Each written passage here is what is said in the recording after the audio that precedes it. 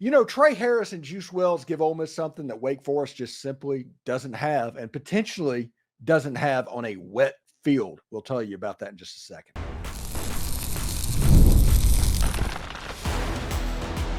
You are Locked On Ole Miss, your daily podcast on the Ole Miss Rebels. Part of the Locked On Podcast Network, your team every day. Welcome to today's Locked On Ole Miss podcast. I am your host, Steven Willis, and on today's episode, we're breaking down what could be the key factor in Saturday's matchup against the Wake Forest Demon Deacons is potential rain and thunderstorms in the forecast, and that usually means advantage offense. Why weather might it impact this game, Ole Miss does have two big weapons in Tre Harris and Juice Wells. Rain without wind usually favors the offense, and Wake Forest doesn't have anyone that can match up with these two and Ole Miss's receiving core. This could keep them from stacking the box against the run game, giving a huge advantage to the point where I'm honestly thinking about a cover. This is the Locked On Ole Miss podcast, your daily podcast on the Ole Miss Rebels, part of the Locked On Podcast Network, your team every day. We're free and available in all the podcast apps and on YouTube. Thank you for making Locked On Ole Miss your first listen every day, and a special hello to the insiders and everydayers who make the show what it is.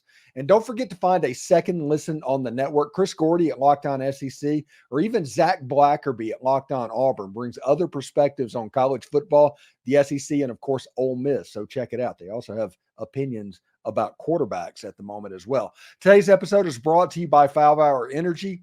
Go to 5hourenergy.com and use promo code LOCKEDONCFB, all one word, to receive 20% off your order. Now, it's a really interesting thing, okay? The rain that is projected to be in Winston-Salem. Now, we're, 6 days out, 5 days out? So, obviously, the forecast can always change. But as of right now, it's about a 50% chance of rain and thunderstorms. Now, rain and thunderstorms generally favors offensive teams, and offensive teams, especially when your athletes are far superior from what you're going up against. Wake Forest has good players. They have D1 players. They're not going to be what MTSU had. They're not going to be what Furman had. Do not hear me say that they are, but they are not going to be what LSU is going to have. They're not going to be what Georgia is going to have, what Oklahoma is going to have. That is another level entirely. Wake Forest is a good Power 4 level program, but they're not quite there. So they're at an athlete disadvantage when going up against Tre Harris and going up against Juice Wells. That's just the way this works out. And because of that, the fear of God has to be instilled in their defensive coordinator and the defensive staff right now, to where you're going to see a bunch of too high safety looks during the course of this game. And I imagine that you're going to see a lot of umbrella coverage where Wake Forest is just going to try not to get beat. And this is why I think that is going to be important in this game. I do think that a major key in this football game is going to be Tre Harris and Juice Wells, but I do not think that Ole Miss is going to throw for 450 yards. It is the threat. You remember in the preseason when I talked about Deion Smith, it was about the threat of going deep. What really scares them? And Juice Wells and Tre Harris really scares Wake Forest. And because of that, Ole Miss is going to see some fairly lightly populated boxes, which means Henry Parrish and Matt Jones and Ulysses Bentley and Rashad Amos and Dominique Thomas, whoever is back in the backfield, is going to be able to run fairly wild. And that is going to be the advantage of this game. We always talk about how the old coaching adage is, when you play on the road, pack your run game and pack your defense. Ole Miss is going to pack their road game. Pack their road game, pack their defense, pack their running game. That's just the way this is going to work. But for this to be maxed out, the outside of the field has to be expanded. Juice Wells has to get the attention of those deep safeties and prevent them from creeping forward. And whenever they creep forward, the Ole Miss athletes have to win. And Ole Miss's athletes should win, especially on a wet track. Now, Wake Forest has artificial surface in their stadium, which means the footing is probably going to be fairly good, and I doubt it's going to rain enough to where footing overly gets done. But if it does, and should it does, that is advantage Ole Miss wide receivers. And Jaxson Dart and his ball placement, whenever you have a sunny day, clean day, all of that, completely top notch, as he's leading the NCAA in passing and honestly he might be better than even that. It's insane to think about. But Jaxson Dart right now, he's 47 of 54, 795 yards, 6 touchdowns, and 0 interceptions. That stat number, nearly 400 yards a game, you're going to have the Wake Forest defensive coordinator acting real similar to what Derek Mason did last year when they started the game with 2 deep safeties because they didn't want to get beaten throwing the ball. And Henry Parrish Jr. ended up with 4 touchdowns. You're going to see this game play out really similarly to that. And when you look at this, Tre Harris right now, he has 17 catches, 309 yards, and 2 touchdowns through 2 games. Multiply that times 6 as a regular season. He's on pace for over 1,800 yards receiving, over 1,900 yards receiving, just about. 17 catches. He's on pace for nearly 90 receptions in a season. 2 touchdowns. He's on pace for 12 touchdowns. He's doing all of the stuff that I thought in the offseason he was going to be able to do. And Wake Forest knows that as well. They're going to set their defense up to prevent him. You remember I talked in the offseason about how Ole Miss is recruiting to take double teams off of Tre Harris. They're at the point where they're like, well, we've got to get beat by the running game. It is a pick your poison type deal. And if they handle him, Ole Miss has Juice Wells, who's averaging nearly 15 to 20 yards per reception, 8 catches, 148 yards, 2 touchdowns. He's not getting the volume of receptions of Tre Harris because Tre Harris is, let's be honest, the alpha dog of that secondary, but he is doing well enough with an average that's good enough to get the defense's attention, which is the whole point. And then you have Caden Lee, you have Caden Prieskorn, you have Jordan Watkins coming back. You have a situation to where Ole Miss has all of the threat in the wide receiver room that they need to where safeties cannot come up towards the line of scrimmage. Whenever that safety creeps down to stop the run, Lane Kiffin is going to burn them deep, guaranteed. And you're going to see that little Lucy route that Ole Miss just absolutely loves to run. These aren't the only keys. This isn't the only key in the Ole Miss Wake Forest game, but it might be the most major key. And the reason it's the most major key is because of how it could affect the running backs. You have Henry Parrish Jr., who on the season has 22 carries for 205 yards and 4 touchdowns. When those safeties are so focused on the Ole Miss pass game, which, like we said, they're throwing for over 400 yards per game right now. They're the number 1 offense of all of college football. They're running for over 250 yards because of how dangerous they are in the pass game. And Henry Parrish right now is the most beneficiary of the Ole Miss running backs with 22 carries, 205 yards, and the 4 touchdowns against Middle Tennessee. Middle Tennessee knew that they couldn't get beat in the passing game. And if they dropped back, Ole Miss was just going to eat them alive in the passing game because of how effective they are. As it was, Ole Miss was started out 24 of 24 passing with an SEC record. This is going to help Henry Parrish. This is going to help the Ole Miss running backs. And eventually when Logan Diggs comes back, this is a major key of the game because of what it can do to the other parts of the game. The run game has a chance to be very effective because of this. Not in spite of this, because of this. Ole Miss's run game is going to be very effective against Wake Forest because of Tre Harris, because of Juice Wells, and the fear that they instill in that defense, getting beat by explosive plays, 2-play drives, all of the stuff that Ole Miss has put on tape to this point. Wake Forest is studying that, and it's like, hey, we can't do this. We need to keep everything in front of us. Death by 1,000 cuts. If that's the way they have to do it, that's the way they have to do it. But we can't have 1- and 2-play drives. That needs to stop. If that happens, they will run us out of the building. Our best bet is to slow this thing down and make Ole Miss's offense work. And to do that, we have to keep everything in front of us. Now, we might not be able to stop the running game. It might be 8-9 yards a carry, but that's going to leave 7 to 8 play drives. And hopefully our offense is going to be able to do enough stuff to where we can at least stay in the game to where this becomes a second half contest. And if that happens, all bets are off. And the weird thing that could happen before we go to break, I do want to say this, is this could be lightning delay game. There's a 50% chance of thunderstorms and showers during the game. And this Wake Forest game is honestly the same one that was back in 2006. A hurricane came through, went over Oxford, Mississippi.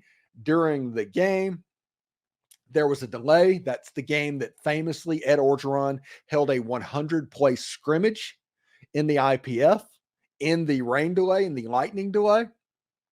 Ole Miss came back out and played. Wake Forest threw the ball like 5 times that night with Jim Grove back in the day. That was like Riley Skinner or something like that at quarterback. Completely dominated Ole Miss that night. But that was the game. So if there's a lightning delay, do not expect Wake Forest to be accommodating to Ole Miss. Seriously. I was there. I heard on the walkie-talkie, Wake Forest assistant coaches were getting ready to get into a fight with Ole Miss assistant coaches. It got very, very weird. Now, none of those people are there, but there might be some administrators that are still at Wake Forest. So just something to keep an eye on as well. Coming up on Locked On Ole Miss, it is all about the interior defensive line. Wake's tricky RPO system attack puts pressure on the trenches. Can the Rebels defense disrupt their game plan? Find out next.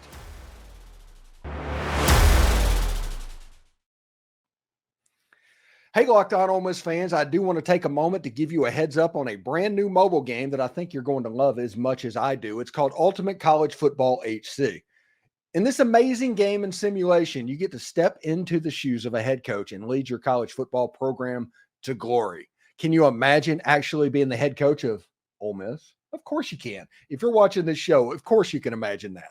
From recruiting players to hiring coaching staff to overseeing training camps and overseeing scholarships, you control every crucial detail of your program. It is all in your hands. Will you be able to handle the pressure? And this is what I really love, by the way. You are responsible for calling the offensive plays during the game. Your strategy will not only determine the success of your season, but it'll shape your future and legacy, not only winning the game. Ultimate College Football HC is completely free, has no ads, and it is completely playable offline. You can play on the go as you want, when you want to. And of course, we have a special offer for Locked On Ole Miss fans. Use the promo code LOCKEDONCFB, all one word, all caps, inside the game store to receive a free boost to your program. You're going to make sure to take advantage of this perk. It'll get your team off to a strong start. So download the game. Visit ultimate-cfb.com, ultimate-cfb.com, or look it up in the App Store. Ultimate College Football HC, begin your coaching legacy today.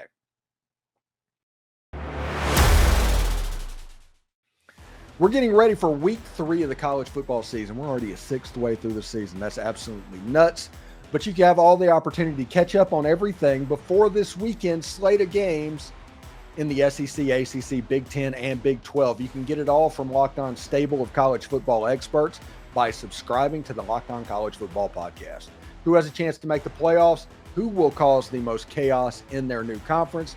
They have everything you need to know all in one place. Be sure to follow and subscribe to the Locked On Ole Miss Podcast Network, part of the Locked On Podcast Network, your team every single day. You know, Wake Forest runs a weird offense. They just do. It's something that is very unique in college football, and they do what is called a slow mesh RPO. It is a situation where the quarterback keeps the ball in the belly of the running back and moves towards the line of scrimmage before deciding on whether or not he's going to run or pass. This puts the linebackers in an extra level of conflict. If they're coming down for a run fit, it could open up plays behind them. Wake Forest is very successful doing this, as you can imagine, because they've done it over multiple quarterbacks at this point. Sam Hartman, all of those guys, Dave Clawson and Wake Forest offense are really good at running this. So the interior defensive line is going to be very important. If you look at the keys, this game is going to require the interior defensive line to get a push more than others. And we're going to talk in the third segment about Ole Miss's need to cut down on busted coverages and limit explosive plays. But in this segment, we're going to concentrate on the interior defensive lineman needs to get penetration, needs to get a push, and how they can affect the running game and the passing game of the Wake Forest Demon Deacons. Listen, Walter Nolan looks like he's going to be fine. Lane Kiffin said in his press conference yesterday, Walter Nolan didn't go back in the game. It was a coach's decision. It was one of those things like, we're already up. Just sit down. We're going to be fine.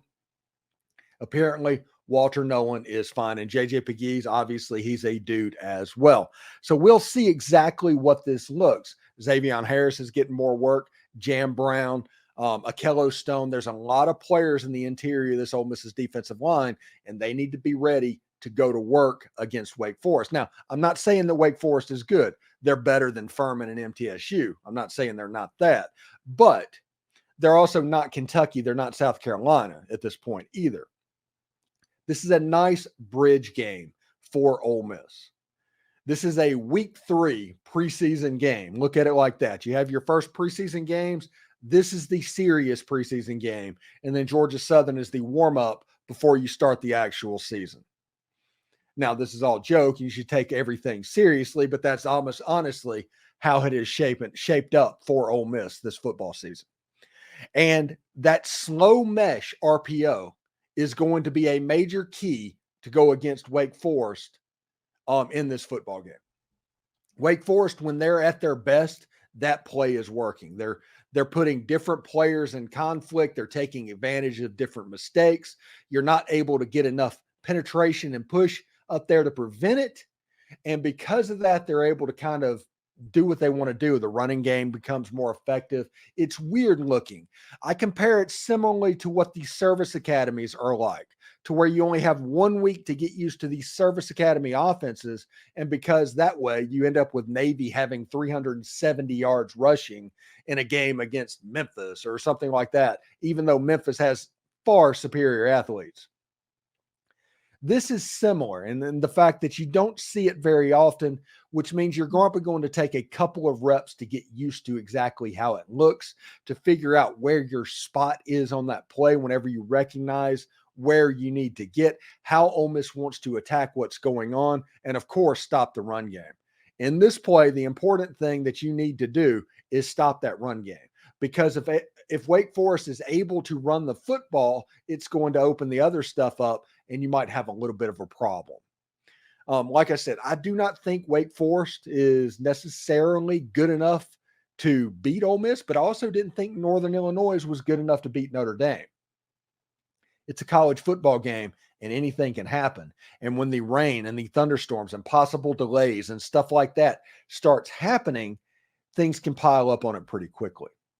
This is the game that is probably the synonym from last season's game against the Tulane Green Wave. Tulane was probably a better team, but this is going to be that. You're going to walk in, Wake Forest is going to be ready to go. I think that stadium seats 35,000 or something like that. It's not going to be very big, but there's going to be a lot of Rebels there. If you look on my boards on my Discord, there's Rebels talking about going to the game. Lots of people planning on going, mainly because they can't get in Oxford.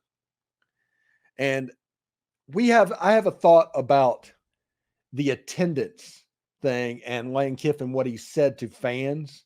I understand what he says. I understand what he's trying to do, but I do have thoughts about that as well.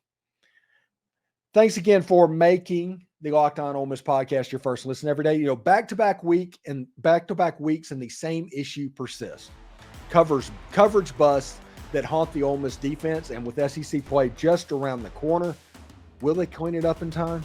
Don't miss our breakdown next on Locked On Ole Miss.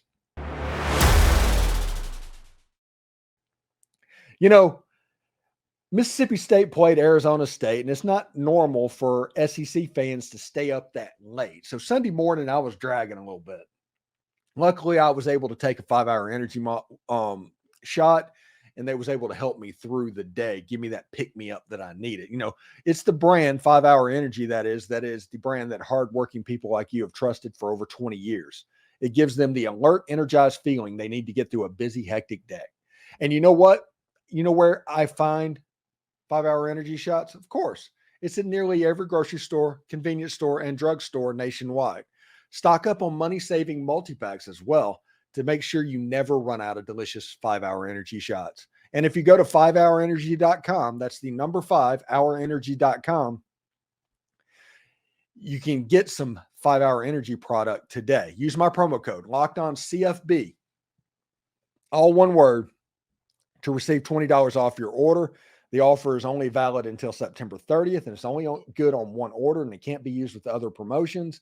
It's not good on subscription orders either, but go to 5hourenergy.com today. You know, one thing that Ole Miss needs to really, really work on is the coverage bus. Lane Kiffin met the media yesterday, and he talked about after he looked at the film, it wasn't a situation where the scheme was at fault or there was a matchup problem or something like that that you would really be concerned about playing against Furman or Middle Tennessee. A lot of it was just coverage bus. It was linebacker or linemen that didn't keep contained. It was receivers that covered the wrong zone. And the complexity of a Pete Golding defense, there's going to be troubles with it. And the kinder, gentler spring and fall camp that Ole Miss ran over the course of this year, maybe this is kind of a symptom of that. Now, this schedule is set up in a way that this can happen. Now, if Ole Miss was opening up the season against USC or playing against Notre Dame, it would be a different animal altogether. But Ole Miss opening up against Furman and against MTSU and then traveling to Wake Forest, it allows you a slow ramp to build up to where you need to be to get ready for the Kentucky Wildcats in like 18 days or whatever that number is. But these busts need to stop. They do. Ole Miss needs to clean them up, especially before Kentucky. So one of the keys in this game that I'm looking at is that if Ole Miss can play a little bit cleaner, just a little bit cleaner, not much, just a little bit cleaner, take down a little bit of those busts. In the blowout part of the game, in the middle part of the game, be a little bit more stingy defensively. Listen, everybody wants this defense to be as good as 2018 Georgia, and this defense has the talent to be really good. This is a championship level defense talent-wise, but Ole Miss does not need them to be a championship level talent-wise defense. They need this defense to be good enough to get the ball back for their offense, whoever they're playing. And this defense is smart enough to realize that. Now, Lane Kiffin in his press conference yesterday says he didn't believe the old coach's adage that you can only get your team up like 3 times a year. And that makes sense, honestly. Lane Kiffin is somebody that's from the Nick Saban tree, so he believes in playing like robots. It's all about the process. Practice is going to be the hardest part. All of that stuff. But there's going to be lulls. And there were lulls in the middle part of the Middle Tennessee game. 4 minutes in the last 4 minutes of the first half, first 8 minutes of the second half, there was a lull where the intensity absolutely dropped down, and obviously there was a ton of coverage busts in that part. Ole Miss needs to clean that up against Wake Forest. Now, the last thing I want to talk about, it's not necessarily going to be a popular view on the fan base. I get that. But Lane Kiffin came out and got on to the fans for leaving at halftime of a 45-3 game. And the end of the game, the stadium had emptied out and all of this. Now, I get what Lane Kiffin is saying. I get it entirely. I understand it entirely. But in this age to where the fans are tasked with not only supporting an athletic program, but purchasing the players and watching the games on TV, to where all of these things are out there for people to do. And the financial investment is higher than it's ever been. I just have to roll my eyes a little bit at a coach playing this game. Because whenever you pay $700 or something like that for a ticket, it is your right to leave whenever you want to go. You are not obligated to stay there. And understand, I get what he's saying. He wants the atmosphere to be really, really great. He wants all of that stuff. But the truth of the matter is, and Ole Miss fans, if you want to chime in on this as well, if you want people to stay in the stadium longer, schedule better games. if you want guaranteed wins, you're going to have to deal with the stadium, because this is a phenomenon all around the country. And I get that coaches are trying to get a leg up in recruiting and stuff like that. But anytime you blame the fans for anything, student sections, the season ticket holders, the whole 9 yards, my antennas go up. And I am going to be very protective of them, because let's be honest about this whole thing. This isn't your program. Now, you've done a fantastic job of getting Ole Miss's program where it needs to be. But at the end of the day, this is the fans' program. They're the ones that's going to live and die on this program, and they're going to be here long after you are gone. So I am going to start pushing back whenever the fans kind of become the catch-all blame in this era. Like I said, I get what he's doing. He just wants a big atmosphere. He's doing that game that Nick Saban used to do and all of that. But in this era of NIL and collectives, and I think the Grove Collective just had another day of collection like 2 weeks ago, I have to roll my eyes at what they're asking the fans to do, and then playing the "you're a bad fan" card for leaving early. I will never, as long as we're in this era of college football, get onto any fan however they watch the game. Because the reality of the situation is, the person sitting at home giving $1,000 is probably more of a fan than those who left the stadium. It just kind of is what it is now that this is monetized and whatnot. It's just my opinion. It could be wrong, but I am kind of protective of the fan base. I like this show to be the show of the fans. I want to protect Ole Miss, and that is where I'm at. I'm not getting down on what's been said and all that, but I just think that it was a little bit weird. That's all. We'll see what's up. There's going to be 66, 67,000 fans. And I think by the Georgia game, if we're going to be honest, there's a chance they have a chance to get 70 in that place. We're going to see if Ole Miss can actually break 70,000 fans this year. Because against Furman and MTSU, they had north of 66,000 people. We'll see once they get going. Georgia Southern is just real close to being a sellout, and then all of the SEC games are sold out. This season is going to be a record-breaking attendance year for Ole Miss sports. And once this hits into SEC play, after the Georgia Southern game and the 4 SEC games are on the schedule, this is going to get really, really real. So we'll see exactly how that goes. But that's my opinion on that. I do think the fans need to be protected and not be the whipping boy. And if you pay $700 for a ticket, you have the right to leave whenever you want to. You can leave at 3 minutes to go in the first quarter. I mean, that's just the way that works. So we'll see exactly how that goes. Anyway, thank you for making Locked On Ole Miss your go-to source for Ole Miss sports. We pride ourselves on offering the most comprehensive perspectives, which is why we're the #1 Ole Miss podcast, to be honest. Your support means the world to us, and thank you so much for making us the morning show for Ole Miss sports. Also, thank you for making Locked On Ole Miss your first listen today. Now go check out Locked On College Football Podcast. From NIL deals to conference realignment rumors, Spencer McLaughlin gets you ready for an exciting season on the gridiron. You can find the link to Locked On College Football just right down below in the description. So you don't even need to search. They're part of the Locked On Podcast Network, your team every day. Also, exciting news. You can now become a Locked On Ole Miss Insider, the best and easiest way to stay updated on all things Ole Miss sports. Our texting program sends you notifications on everything relevant without the hassle of message boards filled with trolls. Enjoy a 14-day free trial and experience the future of college sports coverage. We're adding new perks as we grow, so do not miss out. The link is down in the description as well. For those of you watching on YouTube, we'll send you to Locked On College Sports right now. Hotty toddy, everyone.